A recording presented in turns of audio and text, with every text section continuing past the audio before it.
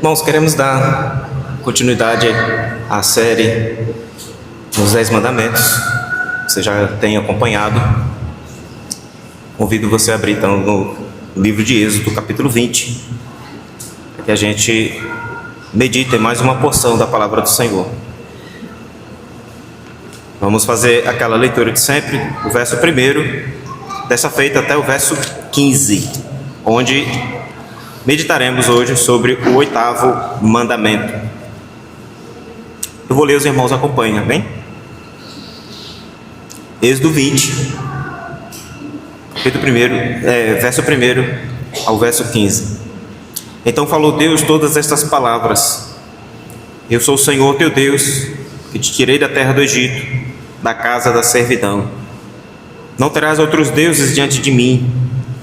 Não farás para ti imagem de escultura, nem semelhança alguma do que há em cima nos céus, nem embaixo na terra, nem nas águas debaixo da terra. Não as adorarás, nem lhes darás culto, porque eu sou o Senhor teu Deus, Deus zeloso, que visita a iniquidade dos pais nos filhos até a 3ª e 4ª geração daqueles que me aborrecem, e faço misericórdia até 1000 gerações daqueles que me amam e guardam os meus mandamentos. Não tomarás o nome do Senhor teu Deus em vão, porque o Senhor não terá por inocente o que tomar o seu nome em vão. Lembra-te do dia de sábado para o santificar. 6 dias trabalharás e farás toda a tua obra, mas o 7º dia é o sábado do Senhor teu Deus. Não farás nenhum trabalho, nem tu, nem o teu filho, nem a tua filha, nem o teu servo, nem a tua serva, nem o teu animal, nem o forasteiro das tuas portas para dentro. Porque em 6 dias fez o Senhor os céus e a terra, o mar e tudo que neles há. E ao 7º dia descansou. Por isso o Senhor abençoou o dia de sábado e o santificou. Honra teu pai e tua mãe, para que se prolongue os teus dias na terra que o Senhor teu Deus te dá. Não matarás, não adulterarás, não furtarás. Até aqui, irmãos. Senhor Deus e Pai, grande é o teu nome, Pai. O Senhor é muito digno de ser louvado. Estamos aqui, Deus, porque queremos louvar o Senhor. Viemos a este local de encontro para, de maneira coletiva, expressar nossa gratidão em ações de graças, louvando e meditando na tua palavra, contribuindo no teu reino, e assim, ó Deus, sendo também edificado pela pregação da palavra do Senhor. Louvado e agradecido seja o teu nome, ó Deus, nesse dia. Pedimos, ó Deus, que o Senhor, pela tua soberana vontade, pelo teu poder, o Senhor que é o Todo-Poderoso, o Deus de Israel, nós, ó Deus, rogamos a ti que de maneira igualmente poderosa ministre aos nossos corações a tua palavra, ela que é viva e eficaz. Fale, ó Deus, conosco aquilo que precisamos da parte do Senhor. Nos ensine, ó Deus, nos dê a instrução, nos dê a edificação necessária, mesmo que para isso o Senhor precise nos exortar, o Senhor precise nos disciplinar, para que então venhamos compreender a boa, perfeita e agradável vontade do Senhor e vivê-la, para fazer essa vontade e assim vivermos de modo digno e aceitável do Senhor. Que teu Espírito Santo ilumine a nossa mente, nos dê o entendimento necessário, Deus, para que ao sairmos daqui tenhamos plena consciência do que precisamos fazer mediante a obra do Senhor realizada em nossas vidas, mediante, ó Deus, o chamado para sermos sal da terra e luz do mundo. Usa-me, Deus, como instrumento em tuas mãos para o bem do teu povo. Traga luz, ó Deus, à nossa mente, pelo poder da tua palavra pregada neste momento, em nome de Jesus. Amém.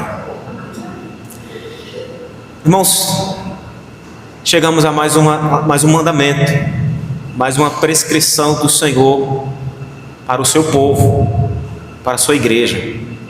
Nos lembremos sempre, nós não podemos estudar isoladamente um mandamento do outro. Todos estão conectados, todos estão voltados para uma mesma mensagem, um mesmo propósito, um mesmo ideal que o Senhor espera que o seu povo compreenda e viva. O 8º mandamento, ele é tão real para nossas vidas como foi o 7º, como é o 9º e como é cada um dos outros mandamentos. Nossa meditação passada, nós vimos sobre o 7º mandamento e vimos que Deus, ele convoca o seu povo para honrar e ser fiel à aliança, seja com Deus, seja essa aliança que envolve princípios e valores conosco mesmo e também para com o próximo, principalmente que se trata da nossa relação conjugal. Em outras palavras, o 7º mandamento, nós somos chamados à fidelidade e devoção a Deus na adoração. Quando Ele nos chama a não ter outros deuses, estamos firmando ou sendo chamados a firmar um compromisso com Ele, em aliança. Nós somos chamados com o 7º mandamento a viver em santidade e consagração do nosso ser ao Senhor. Quando Ele diz lá no 4º mandamento: lembra-te do dia de sábado para o santificar. É um dia onde nós tiramos única e exclusivamente para honrar a aliança, nos santificando ao nosso Deus. Nós somos chamados também com o 7º mandamento a honrar o próximo nesse contexto conjugal, principalmente quando há essa aliança que o Senhor permite que nós desfrutemos também nessa relação. Agora, com o 8º mandamento, nós somos chamados a honrar a propriedade. E, mais uma vez, não podemos tirar Deus desse enredo. O Senhor Deus é o protagonista. E aí nós vamos ver que o primeiro chamado a honrar a propriedade que está sendo feito para nós é em relação à propriedade de Deus. Nós vamos ver. Eu quero ver isso em 3 partes com os irmãos. Essa primeira proibição que o Senhor faz no 8º mandamento: não furtarás. A gente vai entender o que isso significa. Depois nós vamos ver como isso se relaciona ao nosso compromisso com Deus e, em terceiro, ao nosso compromisso para com o próximo. E faremos algumas aplicações no final. Primeiro, o que o mandamento proíbe aqui? O que o Senhor está trazendo a nós? A Bíblia, de maneira geral, ela vai nos ensinar ou vai nos apontar pelo menos 2 formas legítimas de se obter uma propriedade, de termos alguma coisa. A primeira é por herança. Desde o Antigo Testamento isso é uma realidade. Os pais passam para os filhos ou ajudam os filhos no seu primeiro momento, passando algo para eles, e eles começam a sua vida com alguma coisa.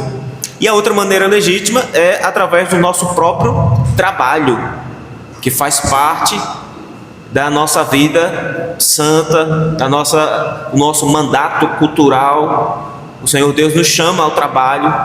O trabalho, nós já vimos aqui, não é um resultado da queda, mas é bênção de Deus para o seu povo. Então, essas 2 maneiras de nós podermos adquirir os nossos bens, o nosso sustento e contribuir com aqueles que necessitam, a Bíblia ela apresenta essas 2 maneiras de maneira legítima e que vai ser de fato bênção e próspera. Fora dessas 2 maneiras, qualquer coisa que você venha adquirir que não seja por esses princípios, esses 2, vai ser caracterizado como algo que você está tomando que não é seu. O furto aqui, ele pode ser definido desta maneira, inclusive: obter de maneira ilegal bens ou alguma outra coisa que não lhe pertence. Isso significa que, ao ter algo que nós não adquirimos por um presente, uma herança, ou por meio do nosso trabalho, então isso significa que não nos foi dado e nada fizemos para ganhá-lo. Portanto, isso caracteriza uma apropriação indevida.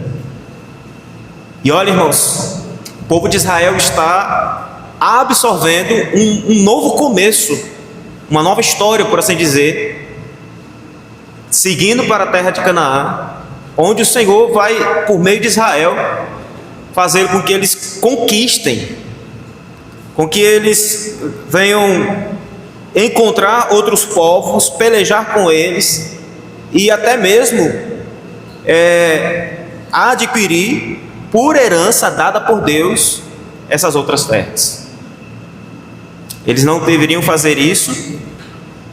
O Senhor está chamando eles para que quando chegar lá e viverem uma comunidade e começarem uma sociedade debaixo destes preceitos do Senhor, eles aprendam a ter os seus limites. Assim a sociedade desde o Éden está sendo formada, e fora do Éden o Senhor não desistiu de fazer com que o seu povo, a sociedade em si, tenha uma organização. O roubo, ele pode ser definido aqui como a obtenção ilegal de bens, que o texto vai nos caracterizar aqui como o furto. E a palavra aqui para furto, no original em hebraico, ela significa tomar ou levar embora o que é do outro, que é o roubo também, que pode ser aplicado no campo jurídico, no nosso tempo. Essas duas palavras, embora elas tenham uma mesma ideia, uma mesma aplicação, mas elas vão ter lugares diferentes.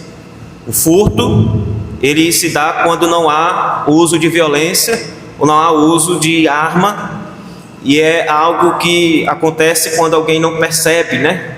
Pega ali escondido, e só depois a pessoa vai se dar conta que está faltando alguma coisa. O roubo já é caracterizado como alguma coisa realizada por meio da força, da violência e do tomar a pessoa tendo consciência do que está acontecendo ali. Em outras palavras, furtar aqui nesse contexto significa pegar algo para si que não lhe pertence. Não é o que Israel está sendo chamado a fazer, porque o Senhor disse que ia dar essa terra a eles.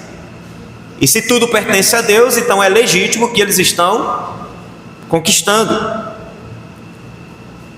Apropriar-se ilegalmente da propriedade do outro é que o Senhor está chamando eles para não cometer e não fazer.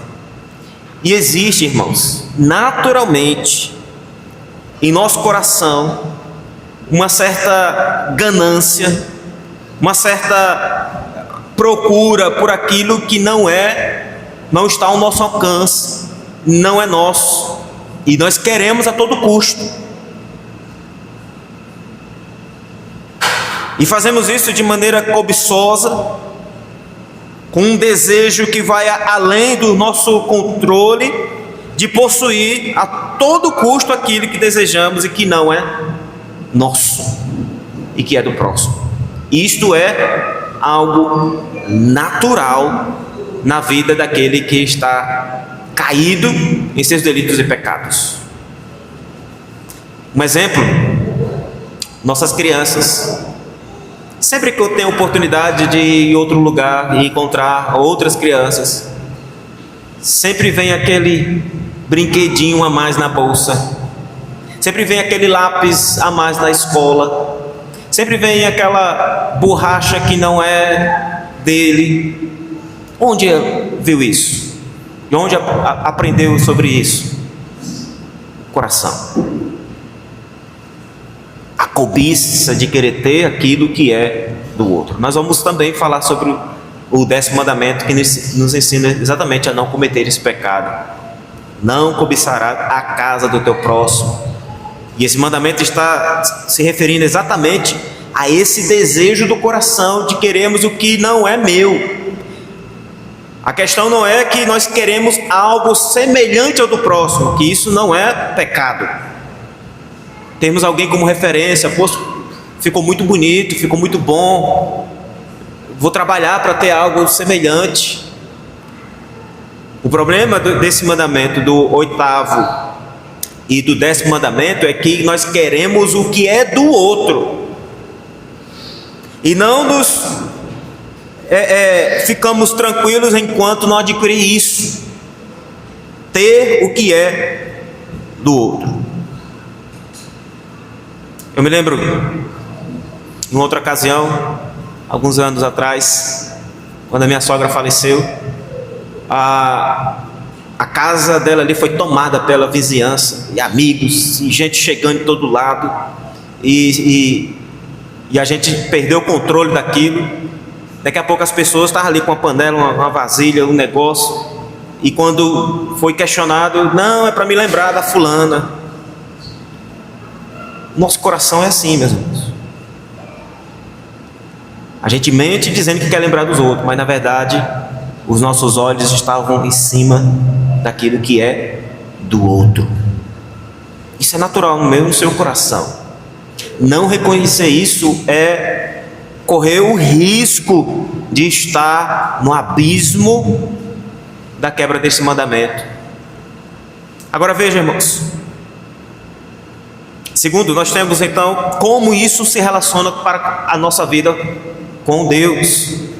Como essa ordenança que o Senhor traz de não furtar, de não tomar o que é do próximo, não cobiçar o que não é seu, e essa cobiça ser alimentada de tal forma a você adquirir a todo custo, como isso se relaciona com Deus? Veja, esse 8º mandamento, ele tem uma relevância espiritual profunda. É muito mais profundo do que nós pensamos, e muito mais espiritual do que simplesmente material, pegar o que é do outro. Veja, sempre que pegamos algo que não nos pertence, e não importa como fazemos, nós pecamos contra Deus e também contra o próximo. Porque, irmãos, Philip Ryken, ele vai dizer que furtar é um pecado contra Deus em pelo menos 2 sentidos. Veja, primeiro, cada furto é uma falha de não confiar na provisão de Deus para nós. Cada vez que nós nos atrevemos a tomar o que é do outro, nós estamos dizendo isso ao Senhor. Em outras palavras, não confio na tua provisão. Eu tenho que fazer alguma coisa, mesmo que seja fora da lei, para adquirir. Sempre que pegamos algo que não nos pertence, nós negamos que Deus nos deu ou é capaz de nos dar tudo que realmente precisamos. Portanto, observar o 8º mandamento é um exercício prático da fé na providência de Deus. E ele faz isso de várias maneiras, a gente vai ver aqui. Em segundo lugar, Philip Ryken diz que furtar é um pecado contra Deus, porque cada furto também é um assalto à providência de Deus para outros. Uma vez que Deus também manifestou pela sua graça e sua misericórdia tudo que é necessário para o outro, e você, com o seu coração ruim, perverso, incrédulo a Deus, que não confia na provisão do Senhor, vai lá e toma da providência de Deus que era para o outro. Essa é a segunda maneira como o furto representa um pecado contra Deus. Apropriar-se daquilo que Ele providenciou para outra pessoa. É por essa razão, irmão, que este mandamento ele vai nos lembrar algumas verdades sobre esse nosso compromisso para com Deus. E eu quero que você veja. A primeira verdade é que tudo é de Deus. Nós não temos nada. João, no capítulo 1, verso 21, ele vai dizer: nu saí do ventre de minha mãe, e nu voltarei. O Senhor deu e o Senhor tomou. Bendito seja o nome do Senhor. Nós não trouxemos nada para este mundo, e nem levaremos nada deste mundo.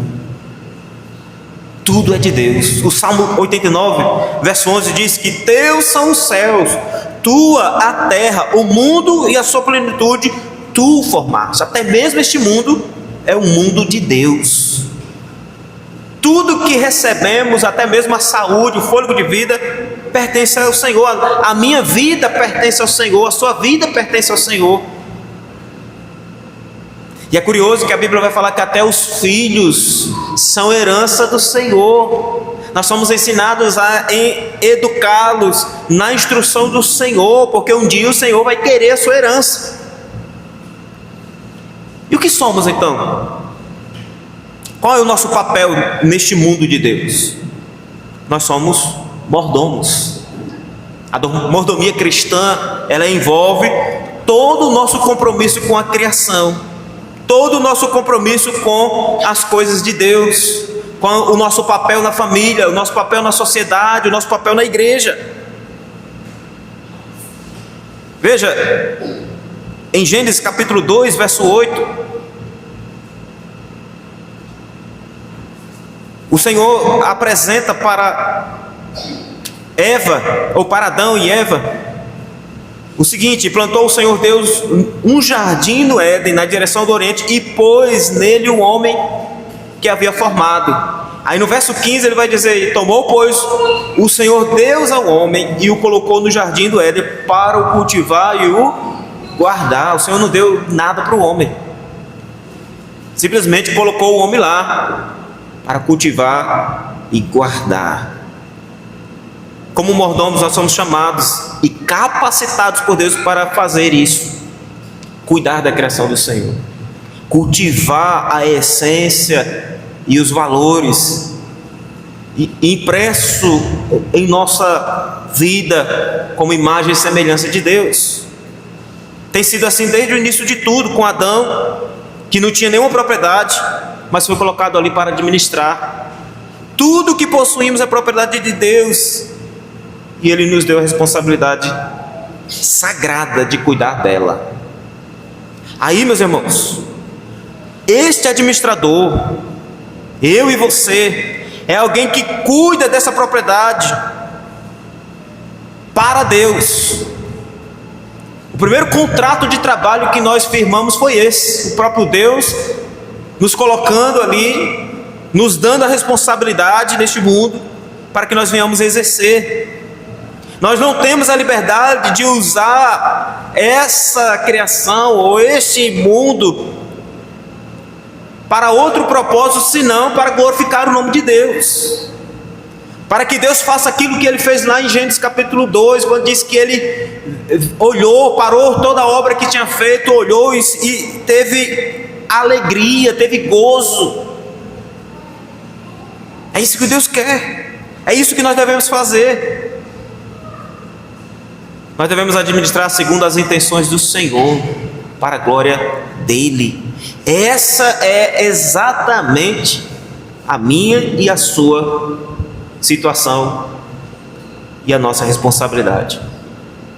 Quando não fazemos isso, se não estamos cuidando da criação, não somos verdadeiros mordomos e administradores dos valores, das virtudes e daquilo que Deus é, como sal da terra e luz do mundo. Quando não fazemos isso, nós estamos quebrando esse mandamento.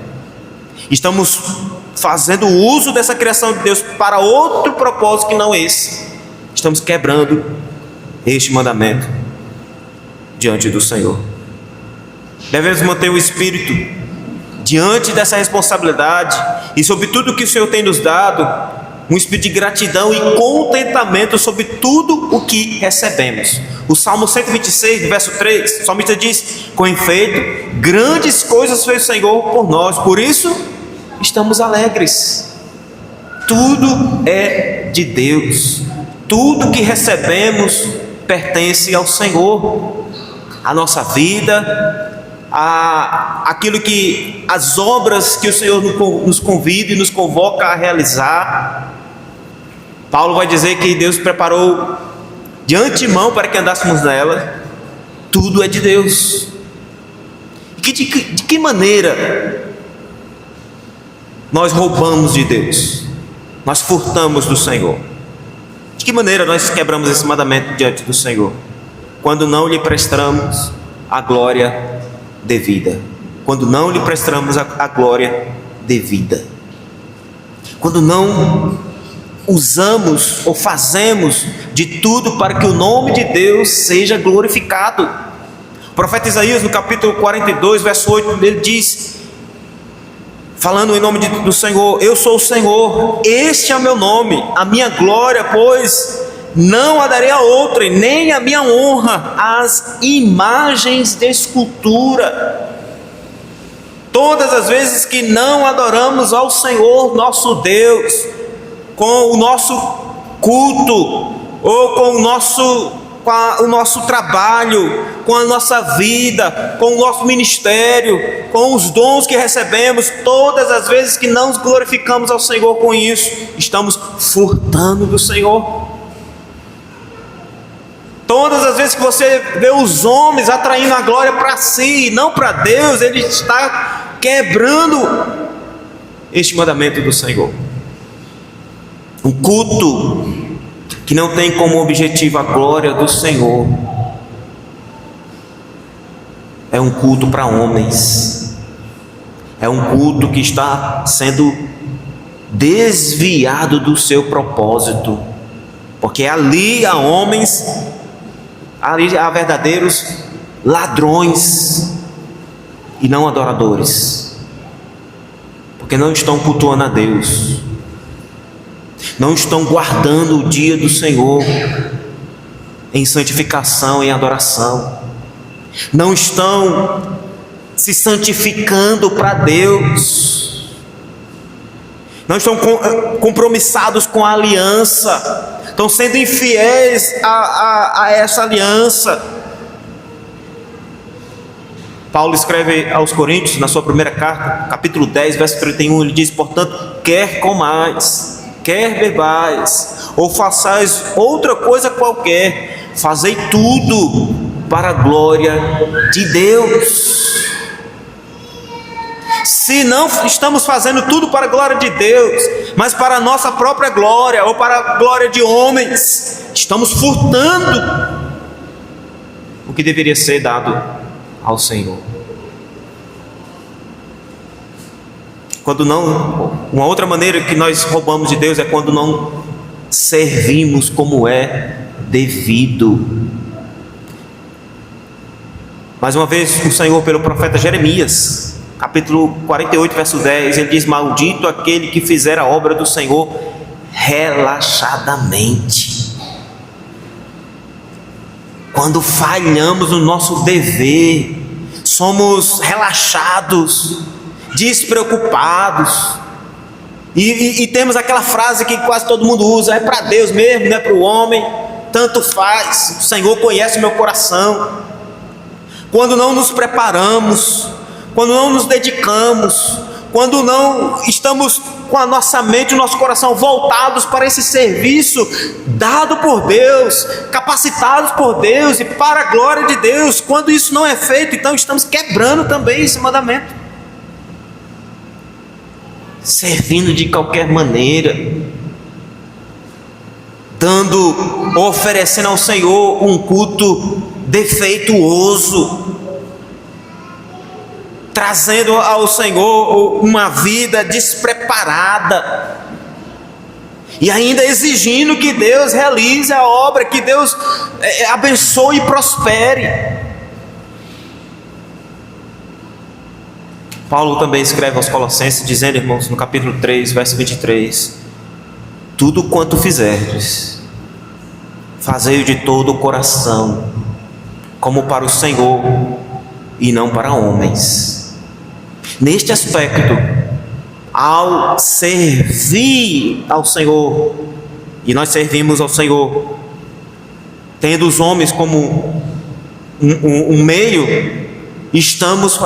devemos fazer de todo o nosso coração, porque é para o Senhor. É nesse sentido que essa frase tem lugar. Estou fazendo para o Senhor, mas faço com excelência, ao ponto da igreja do Senhor, o seu reino, este mundo, a sociedade ser edificada e abençoada, além de receber o testemunho.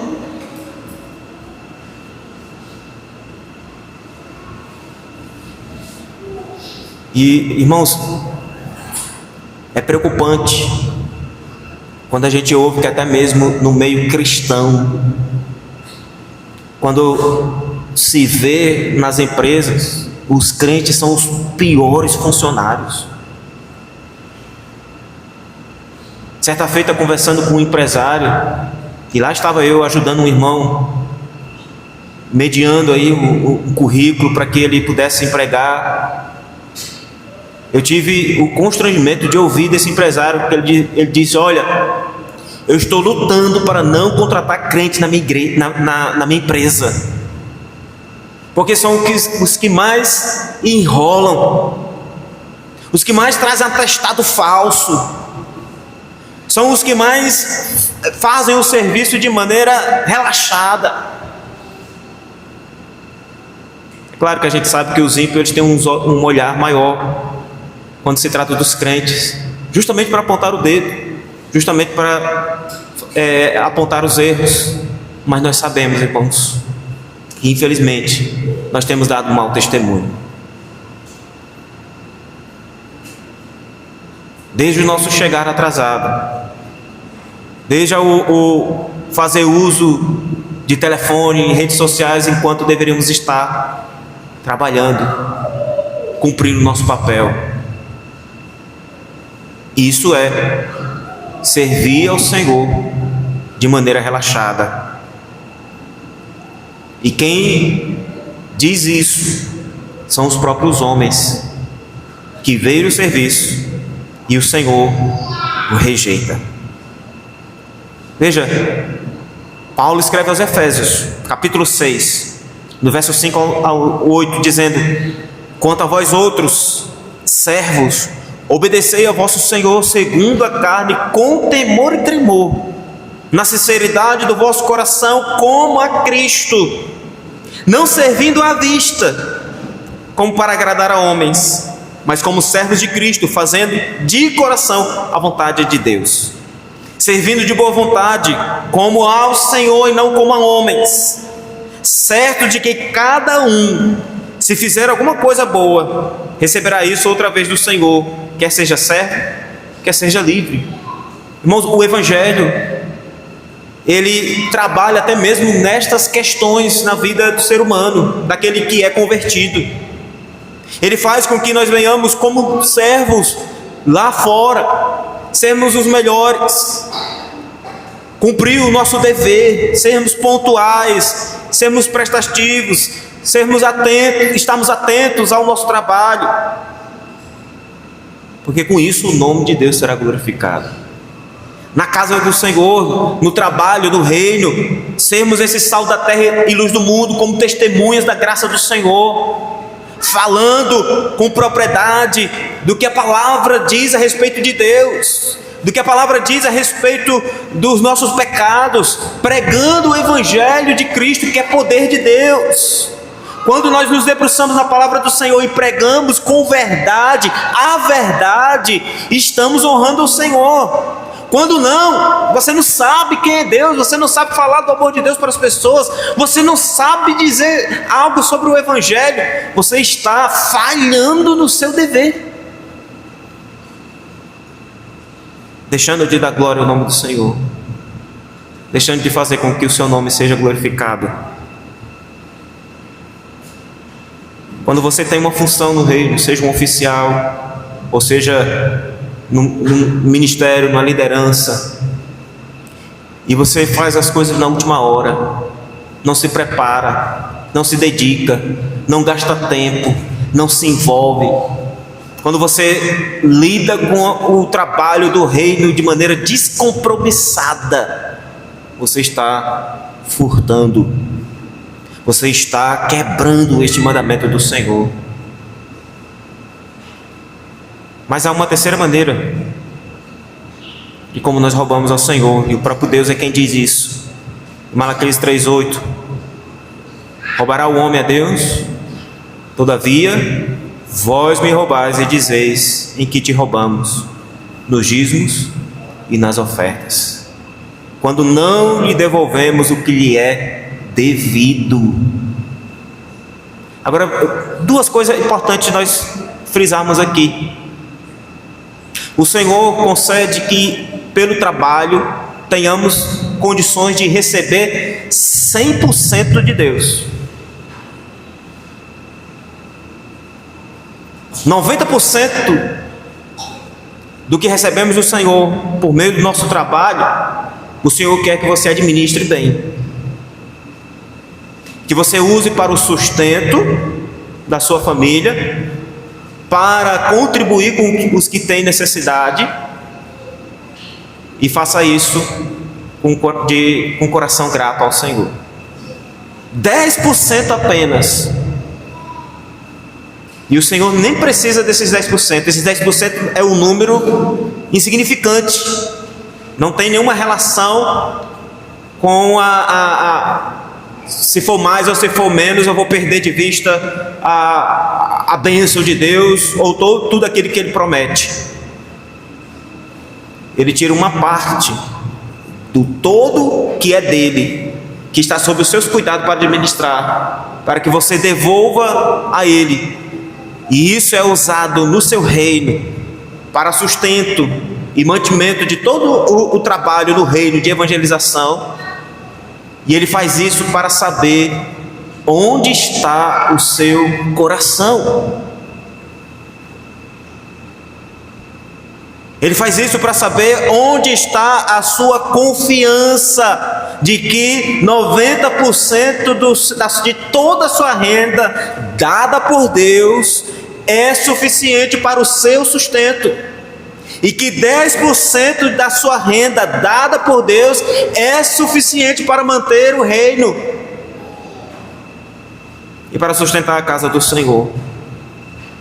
Quando nós, de maneira descompromissada, fazemos isso, retemos os dízimos e não administramos corretamente os 90%, adquirindo dívida maior do que isso, recebo 90%, mas tenho dívida de 300%. As duas formas estão nos dizendo que falhamos no 8º mandamento. Eu não fui capaz de administrar nem os 10%, trazendo de maneira fiel ao Senhor, e nem os 90%, honrando os compromissos.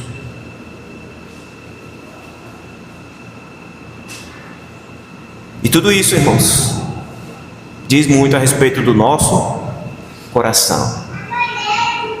Onde está o teu tesouro, ali estará o teu coração. De que maneira isso se relaciona para com o próximo? Para a gente caminhar para o fim. A W. Pink, comentando num livro sobre os 10 mandamentos, ele diz: esse mandamento coloca um sagrado cerco ao redor da propriedade, na qual ninguém pode adentrar legalmente sem o consentimento do proprietário. Veja, meus irmãos, como o pecado afetou isso. Como o pecado danificou o nosso senso de respeito, de limites, e respeitando a propriedade do próximo. Foi necessário o Senhor nos dizer: não furte, não cobice o que é do outro, respeite os limites do próximo, respeite a propriedade do outro. O pecado danificou a nossa relação, trazendo egoísmo, trazendo inveja, trazendo cobiça e uma ganância, ao ponto que nós não nos contentamos só com o que ganhamos mediante o nosso trabalho. Queremos invadir mais, queremos ter mais, e por isso, como resultado, nós temos uma sociedade aí perdida. É gente que não quer trabalhar e está agarrado no governo com os recursos. É gente que não quer, por meio do trabalho, de maneira legítima, ter a sua propriedade, ter a sua terra, precisa invadir, precisa disfarçado ali de querer algo justo, tomar o que é do outro. Agora veja como isso, a raiz é o pecado. Algo de maneira impressionante merece ser dito aqui. Veja, o primeiro pecado cometido pela espécie humana envolveu o furto.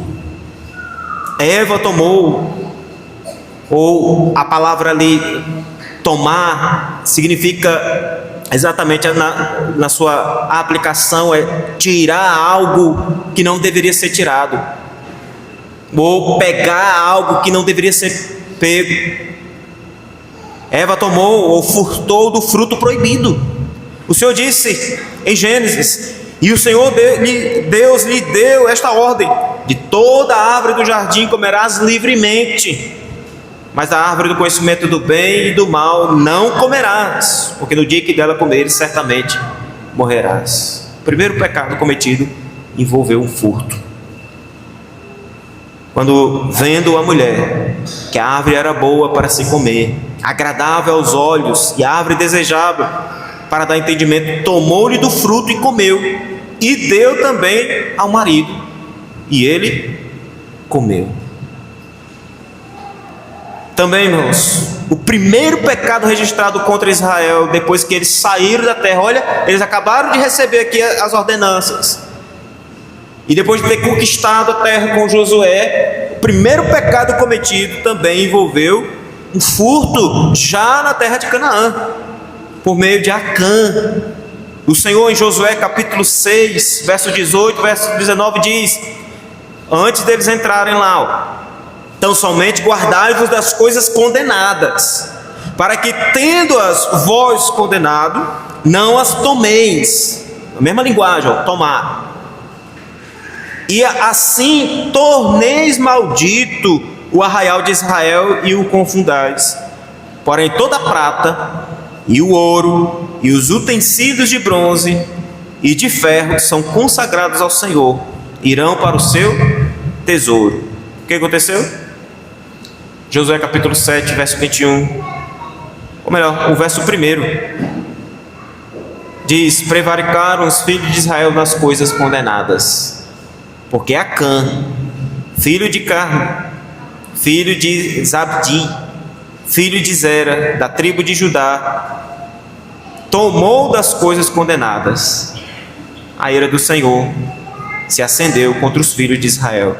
No verso 21, ele confessa: quando vi entre os despojos uma boa capa babilônia, e 200 ciclos de prata, e uma barra de ouro do peso de 50 ciclos, cobicei-os e tomei-os. Está vendo? Tomar, mais uma vez. E eis que estão escondidos na terra, no meio da minha tenda, e a prata por baixo. Cobiça levou ao desejo de possuir aquilo que foi proibido, e tomou. Primeiro pecado: Israel acabou de invadir, acabou de entrar na terra. O Senhor derrubou os muros, conquistou, fez com que o povo fosse vitorioso.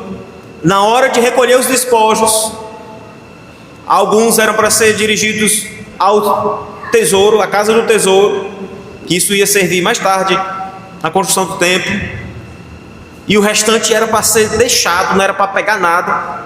Acã viu, cobiçou e tomou.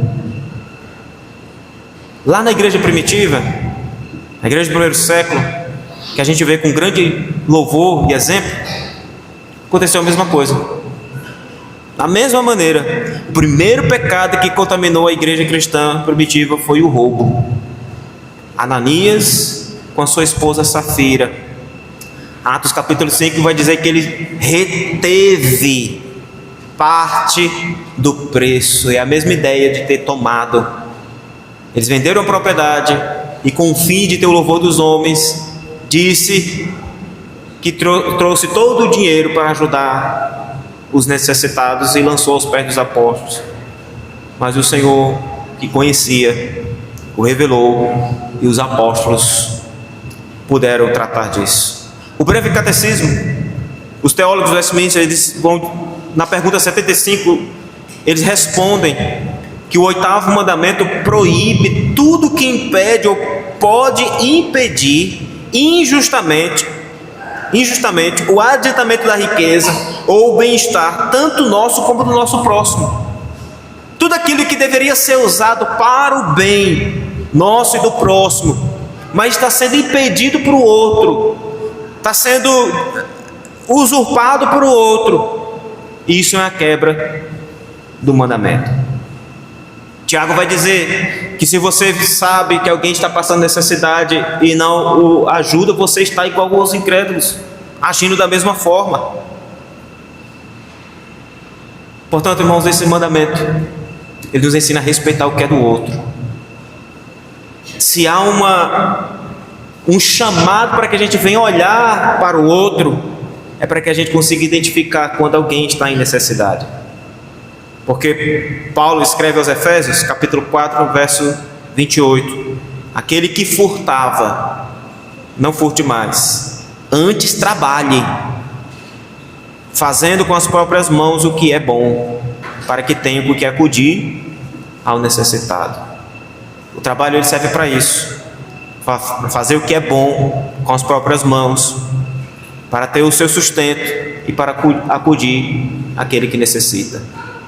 O preguiçoso, na sua preguiça, ele quebra esse mandamento, porque ele quer comer e beber à custa dos outros, furtando o que é do outro, porque ele não recebeu isso de maneira como a Bíblia está ensinando aqui. Agora veja, irmãos, o Evangelho é a boa notícia do Senhor. Eu tenho certeza que em algum momento ou outro a gente se vê diante desses mandamentos e se pergunta: meu Deus, como eu tenho falhado, como eu tenho agido assim. Mas a graça do Senhor, que o Evangelho anuncia, ela está presente para nos dar a oportunidade de nos arrepender e abandonar o pecado e nos voltar para Deus. O Evangelho é a boa notícia de que Jesus morreu na cruz e ressuscitou para dar salvação a todos os que nele creem. E crer no Senhor Jesus Cristo é o mesmo chamado que Deus está fazendo com que o povo de Israel creia e confie, para que não tenha necessidade de fazer algo ruim, que vai trazer prejuízo não só a si mesmo, mas ao próximo, furtando e roubando. Confie na provisão do Senhor. Jesus morreu na cruz no lugar dos pecadores, e olha, especificamente no lugar de ladrões. Na cruz ele morreu ali no lugar de ladrões, onde era reservado para eles. Em Mateus 27, 38, inclusive fala isso, né? Foram crucificados com ele 2 ladrões, um à sua direita e o outro à sua esquerda. E isso se deu para cumprir a profecia de que o Salvador seria contado com os transgressores. Isaías 53, 12. Por isso eu lhe darei muitos como a sua parte, e com os poderosos repartirá ele o despojo. Porquanto derramou a sua alma na morte, foi contado com os transgressores, contudo levou sobre si o pecado de muitos, e pelos transgressores intercedeu. Em outras palavras, meus irmãos, Jesus morreu ali na cruz, no lugar meu e seu, assim como aqueles ladrões estavam lá. Ele se fez maldito. No que diz respeito a essa profecia e a justiça de Deus, haviam ali 3 ladrões naquela cruz, ou naquelas cruzes, naquele dia. 2 que morreram pelos seus próprios crimes, e um que tomou sobre si os nossos pecados. O Senhor se fez esse ladrão, esse maldito por nós, para que eu e você pudéssemos ter o perdão dos nossos pecados, como houve para o ladrão que ali na cruz reconheceu a sua iniquidade no Senhor, que foi capaz de reconhecer que foi ele o causador de tudo que ele fez nessa vida de pecado. Nós merecemos estar aqui, ele diz. Agora veja, irmãos, como nós podemos olhar para tudo isso e andar na contramão. Primeiro, engaje-se num trabalho honesto. Se empenhe em ter o seu sustento e os seus recursos. Se você é uma pessoa serva de Deus principalmente, trabalhe num trabalho honesto, de maneira honesta, e você vai ter os recursos para fazer uso deles de maneira justa e honesta. Por outro lado, se você é uma pessoa que tem recursos, é um empresário e está cercado de todos os recursos necessários para viver bem nessa terra, de maneira honrosa, busque promover o bem do próximo, dando emprego, tratando bem os seus funcionários, ajudando aqueles que têm necessidade e principalmente honrando o seu Senhor. Porque esse é um princípio que este mandamento traz para nós. Segundo, lute contra o espírito do egoísmo, procurando o bem-estar dos outros e não unicamente o seu. Quando nós pensamos no bem-estar dos outros, sabendo que o Senhor pensou no nosso bem-estar, então nós temos como ajudar, como compartilhar aquilo que o Senhor tem nos dado. Terceiro, combata a luxúria e a cobiça dentro do seu coração, dando liberalmente aos que estão em necessidade e respeitando aqueles que possuem os recursos. Não seja você ganancioso e cobiçoso ao ponto de querer o que não é seu.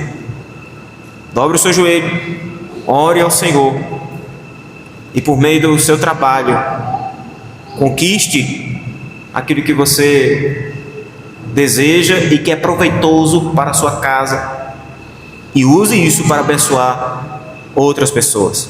Honre ao Senhor sendo um mordomo fiel em tudo, principalmente devolvendo a Deus o que é de Deus e a César o que é de César, como também lidando com o dinheiro de maneira que você não esteja nos órgãos de defesa do consumidor, na justiça, no SPC e Serasa deste mundo. Pague suas contas, honre seus compromissos, adquira os recursos necessários para sustentar a sua casa dentro destes 90% que o Senhor tem te dado para administrar. E por último, cultive a graça do contentamento. Esteja alegre no Senhor, em saber que tudo vem de Deus, tudo pertence a Ele.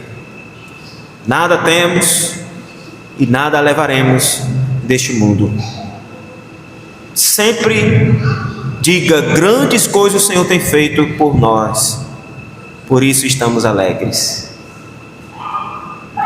E se há falta de sabedoria para que você administre, você seja generoso, que você seja fiel, peça a Deus essa sabedoria.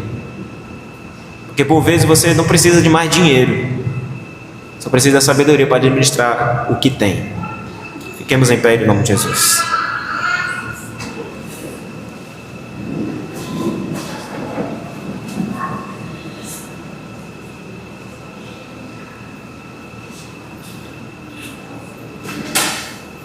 Senhor Deus e Pai, louvado e agradecido seja o nome do Senhor.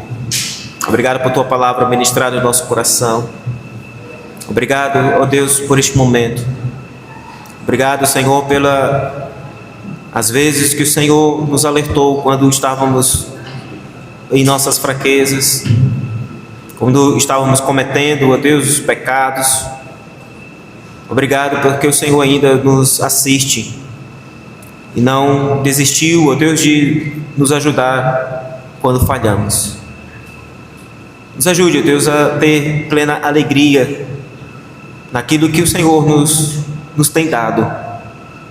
Nos dê, ó Deus, a saúde a sabedoria, a inteligência, a prudência, para por meio do nosso trabalho, Deus, levar o que é necessário para o sustento da nossa família, trazer, ó Deus, à tua casa, devolvendo a 10ª parte que é do Senhor, para uso no teu reino, como também, ó Deus, abençoando com grande alegria aqueles que necessitam. Que o Senhor nos ajude a sermos verdadeiros, tirando de nós todo o olhar cobiçoso, tirando de nós todo o coração insatisfeito, mas que tenhamos plena alegria e gozo no Senhor nosso Deus. Em nome do teu Filho amado, a nossa oração. Pai, abençoa o teu povo, ao nos dirigir para os nossos lares, que a boa mão do Senhor nos guarde, nos livre de todo mal. Que a semana que se inicia, nós estejamos debaixo da tua boa mão, e as primeiras palavras dos nossos lábios, no dia de amanhã, se assim o Senhor nos permitir contemplar, sejam agradáveis à tua presença, e testemunhemos do amor do Senhor em todo tempo e lugar. Essa é a nossa oração, esse é o nosso clamor a ti, em nome de Jesus. Amém.